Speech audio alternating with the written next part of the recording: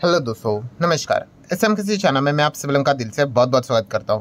तो चलिए, बहुत सारी चीज़ों को कवर करना है। तो सबसे पहले तो विदेश के बाज़ार के ऊपर ही फोकस रहेगा। तो अभी तक की अगर हम लोग बात करें, जस्ट अभी विदेश के बाज़ार ओपन हुए हैं। विदेश के बाज़ार मतलब अमेरिकन बाज़ार की बात करें तो काफ़ी अच्छी ओपनिंग हम लोग को देखने को मिल रही है। लगभग 1.25% से भी ज़्यादा की ओपनिंग देखने को मिल रही है। डाउ जोन्स की बात करें तो 500 पॉइंट प्लस देखने को यहाँ पे मिल रहा है। सो डेफिनेटली अमेरिकन बाजार में वॉलेटिलिटी काफ़ी ज़्यादा है। गिरावट में तो हम लोगों ने हज़ार पॉइंट गिरावट देख ली है।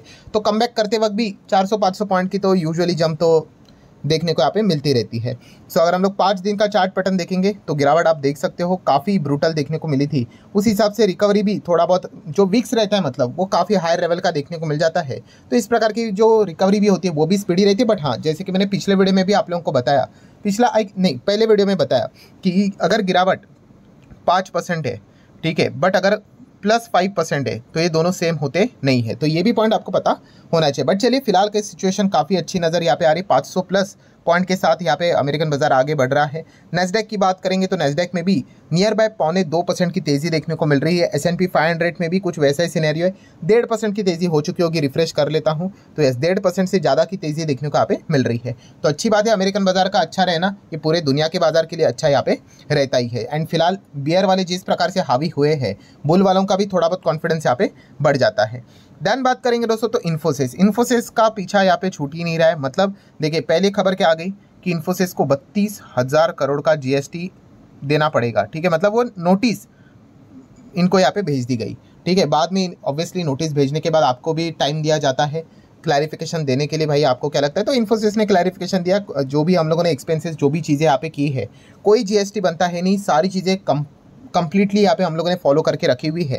एंड उसके बाद खबर आ गई, आपको पता ही है कि जो GST की नोटिस थी वो विड्रॉ यहाँ पे कर दी जा चुकी है। देन अभी की अगर हम लोग बात करें रिपोर्ट के जरिए, मैं हाईलाइट करना चाहूँगा दोस्तों, ठीक है, रिपोर्ट के जरिए खबर सामने यहाँ पे आ रही है कि इन्फोसिस को अभी भी रिलीफ यहाँ पे नहीं मिलते हुए देखने को मिल रहा है। बिकॉज गवर्नमेंट वापस इन्फोसिस को 32,000 की GST नोटिस का जो क्लेम है शायद से यहाँ पे भेज सकती है करके। ठीक है, मतलब ये सेंट्रल गवर्नमेंट के पास ये सारी चीज़ें जाती हुई देखने को मिले। एंड सेंट्रल गवर्नमेंट CG ने अभी तक इसको कैंसिल नहीं किया है।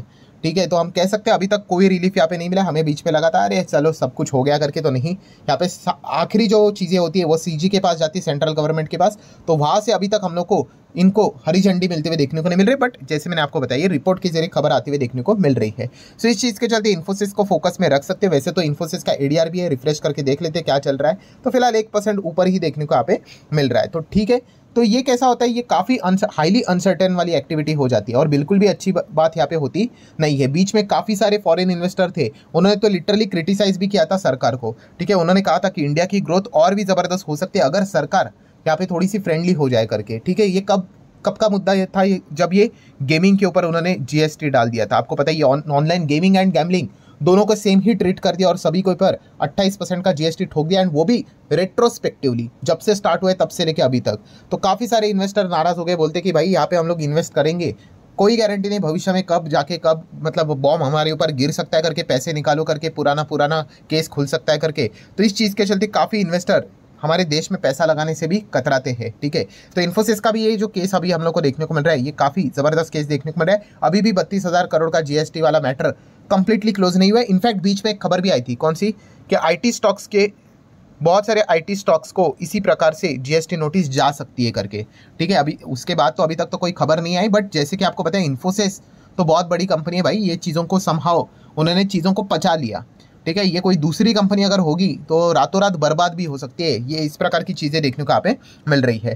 देन अगर हम लोग बात करेंगे, बहुत सवाल यहाँ पे पूछे जा रहे हैं किससे related, Cochin shipyard, garden rich ship builders की अगर हम लोग बात करें, सर यहाँ पे लोअर सर्किट लगते जा रहे हैं। देखिए, मार्केट ऐसा ही होता है, इतना तेज़ी इन स्टॉक्स में हम लोग को देखने को मिल चुकी है। ये आप देख सकते हैं, इतना भयंकर थे, 1200% के रिटर्न से, बाप रे बाप। ठीक है, तो गिरावट भी वैसी होती है भाई। एंड गिरावट के लिए कोई तो बहाना चाहिए, तो बहाना बाजार में यहाँ पे मिल जाता है भाई। पैनिक वाला माहौल देखने को मिल जाता है। तो इतने सारे रिटर्न्स काफ़ी लोगों के बने हैं, तो अपना पैसा वो यहाँ पे निकाल लेते हैं। तो इस चीज़ के चलते ओवर सप्लाई हो जाता है। एंड ये फिलहाल तो सर्किट वाले स्टॉक्स है, तो एक लिमिट तक वो सर्किट हम लोग को रुकते हुए देखने को मिल जाता है। That's the only one reason जो कि हम लोग को काफ़ी सारे स्टॉक्स में देखने को यहाँ पे मिल रहा है। सो इन स्टॉक्स के लिए बाजार का भी नॉर्मलाइज होना ये काफ़ी इंपॉर्टेंट चीज़ रहती है, बिकॉज ये सारे कंपनियां ऐसी है जिनके करंट अर्निंग्स में हम लोग को कोई भी बदलाव होते हुए देखने को नहीं मिल रहा है, बट भविष्य में इनको काफ़ी बड़े बड़े ऑर्डर्स मिलते रहेंगे, जो कि अभी भी मिल चुके हैं, बट काफ़ी और भी ऑर्डर मिलते रहेंगे। इसी चीज़ को फैक्टर इन करके मार्केट इनको काफ़ी रिटर्न यहाँ पे दे चुका है, जो कि आप देख सकते हैं, देखिए इतने टॉप लेवल तक जा चुका है। सो इन चीज़ को मेंटेन रखने के लिए मार्केट का भी स्टेबल होना उतना ही इंपॉर्टेंट चीज़ यहाँ पे बनती है। सो इसीलिए कोचिन शिपयार्ड की बात करें, जीआरएससी की बात करें, माझगांव डॉक शिप बिल्डर्स की बात करें, तो बाजार का भी नॉर्मलाइज होना इन पर्टिकुलर कंपनीज के लिए काफ़ी इंपॉर्टेंट बात बनती है। आगे बढ़ेंगे दोस्तों, तो टाटा पावर से रिलेटेड अगर हम लोग बात करेंगे, 1% की तेज़ी आज के दिन देखने को मिली है। ठीक है, टाटा पावर भी अगर देखा गया तो इसके ऊपर भी काफ़ी रिपोर्ट निकले थे कि ये 400 के नीचे जाएगा, ये 40% गिरेगा, ये 25% गिर सकता है, ये 30% गिर सकता है, ऐसे अलग अलग रिपोर्ट निकलते रहते हैं। कुछ रिपोर्ट सच भी होते हैं, कुछ रिपोर्ट गलत भी होते हैं। ठीक है, तो पढ़ना होता है एंड फाइनल डिसीजन तो खुद के हिसाब से यहाँ पे लेना होता है, वरना तो ऐसे कितने सारे रिपोर्ट आते जाते रहते हैं। देन बात करेंगे दोस्तों, तो टाटा पावर एक बहुत ही ज़बरदस्त खबर के साथ यहाँ पे आगे आते हुए देखने को यहाँ पे मिल रहा है। मतलब अगर हम हमारे भारत देश की बात करें, ठीक है, तो न्यूक्लियर पावर इंडस्ट्री, ठीक है, बहुत अच्छे से समझ लेना, हमारे भारत देश की न्यूक्लियर पावर इंडस्ट्री की बात करें तो इसमें अभी तक कोई भी प्राइवेट प्लेयर नहीं एंटर किया है, बट टाटा ग्रुप, यस दोस्तों, टाटा ग्रुप ये पहला ग्रुप बनने जा रहा है जो कि first private sector entity company यहाँ पे बनने जा रही है to enter India nuclear power industry. ठीक है, और ये बात खुद कंपनी के ग्रुप के जो चेयरमैन है एन चंद्रशेखरन जी, उन्होंने ही रिसेंटली अनाउंस किया है that Tata power, obviously nuclear power की बात हो रही है तो टाटा पावर ही इससे रिलेटेड हम लोग को जुड़ता हुआ देखने को मिल जाता है। So Tata power is exploring participation in small modular nuclear reactors, जो कि गवर्नमेंट के ओर से मतलब अप्रूवल आना यहाँ पे पेंडिंग है, बट यस उन्होंने अपनी ओर से काम यहाँ पे करके रखा है। अभी सरकार इसको हरी झंडी देती है कि नहीं वो एक देखने वाली बात है, बट फिलहाल यहाँ पे हम कह सकते हैं कि फर्स्ट यहाँ पे टाटा ग्रुप यहाँ पे बन सकता है, जो कि इंडिया न्यूक्लियर पावर इंडस्ट्री में एंट्री करने वाली प्राइवेट कंपनी यहाँ पे बन सकती है करके। सो डेफिनेटली इस चीज़ के चलते टाटा पावर ये स्टॉक तो आप चाहो तो रडार के ऊपर यहाँ पे रख सकते हो। बाकी अगर देखा गया renewable energy, green energy, clean energy, इससे रिलेटेड ज़बरदस्त कंपनी काम कर रही है। ठीक है, सोलार से रिलेटेड कंपनी काम यहाँ पे कर रही है। इलेक्ट्रिक व्हीकल इंफ्रास्ट्रक्चर की बात करें, उसको सेटअप करने से रिलेटेड कंपनी काम कर रही है। एंड इसी चीज़ के चलते तो हम लोगों ने देखा था कंपनी का जो रिटर्न है एकदम कमाल का देखने को यहाँ पे मिल चुका है। सो बाजार में अभी हम लोगों को कल से थोड़ा बहुत गिरावट देखने को मिला था, उसके बावजूद टाटा पावर ठीक ठाक ही गिरते हुए देखने को मिला है, एकदम ही कोई अभी तक बहुत बड़ा कोलैप्स होते हुए देखने को यहाँ पे नहीं मिला है। सो ठीक है, इस चीज़ के चलते टाटा पावर तो वैसे भी स्टडी पर्पज़ के लिए आप रडार के ऊपर रख सकते हो। देन दोस्तों आगे यहाँ पे बढ़ेंगे जियो फाइनेंशियल सर्विसेज के बारे में। यस, जेएफएस की अगर हम लोग बात करेंगे, ठीक है, आज के दिन 1.5% यहाँ पे डाउन है, शुरुआत अच्छी होते हुए देखने को यहाँ पे मिली थी। तो जेएफएस की बात करेंगे दोस्तों, तो सबसे पहले आप देख सकते हो जियो फाइनेंस ने अपना ऐप डेब्यू किया है, किधर, पेरिस में। यस, पेरिस में उन्होंने ऐप यहाँ पे डेब्यू किया है। आईफेल टावर की अगर हम लोग बात करें, वहाँ पे आप क्या कर सकते हो, सीमलेस पेमेंट यहाँ पे कर सकते हो।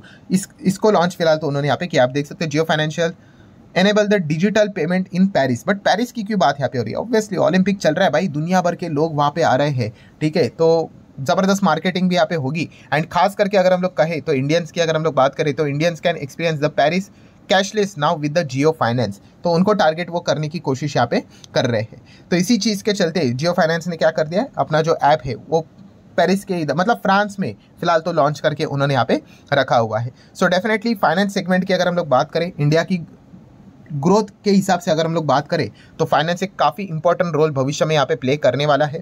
ठीक है, काफ़ी सारे लोग सवाल यहाँ पे पूछते रहते हैं जेएफएस से रिलेटेड, सर लाइसेंसिंग का क्या हुआ, ये क्या हुआ, तो ऑब्वियसली जब ऑफिशियल खबर सामने आएगी तभी मैं आपको यहाँ पे बता पाऊंगा। बाकी सारी चीज़ें हम लोग को वर्क इन प्रोग्रेस में ही फिलहाल तो देखने को यहाँ पे मिल रही है। सो जेएफएस की भी अगर हम लोग बात करें तो इनके नंबर भी हम लोगों को कैसे देखने को मिलते हैं, ओके देखने को मिल जाते हैं, बट फिर भी इसका मार्केट कैप कितना है, 2 लाख करोड़। तो इतना क्यों 2 लाख करोड़ का मार्केट कैप है? हाँ, भविष्य मार्केट हमेशा जो भी वैल्यूएशन आपका कैलकुलेट किया जाता है वो भविष्य में आप कितनी बड़ी कंपनी बनोगे उस हिसाब से देखकर ही प्रेजेंट लेवल पे वो कैलकुलेट किया जाता है। इसका मैंने बेस्ट एग्जांपल दिया था स्टार्टअप कंपनी। इतने सारे स्टार्टअप कंपनियां लॉस में है, फिर भी उनके वैल्यूएशन कैसे, मतलब यूनिकॉर्न कैसे बन जाती है, वो $1 बिलियन की फंडिंग तो उठा लेते हैं कि नहीं। ठीक है, तो ये ऐसा क्यों, क्योंकि वो बाद में ऐसा मतलब मार्केट में एक बार मार्केट शेयर कैप्चर करने के बाद इतना पैसा मतलब बढ़ा देंगे। ठीक है, अभी जियो की बात देख लो ना आप कि कैसे अभी वो पैसा बढ़ा रहे और फायदा पहले तो फ्री दिया था। ठीक है, जोमेटो का एग्जांपल देख लो, जोमेटो ने भी पहले लॉस खाया, अभी देखो पैसा कैसा ही कमाते जा रहे हैं, प्लेटफॉर्म फीस बढ़ाते। तो यही हर किसी का बिजनेस मॉडल सेम होता है कि पहले मार्केट शेयर यहाँ पे गेन कर लो, कंपटीशन जितना हो सके ख़त्म करने की कोशिश कर लो, उसके बाद तो भाई पूरा मैदान हमारा ही है।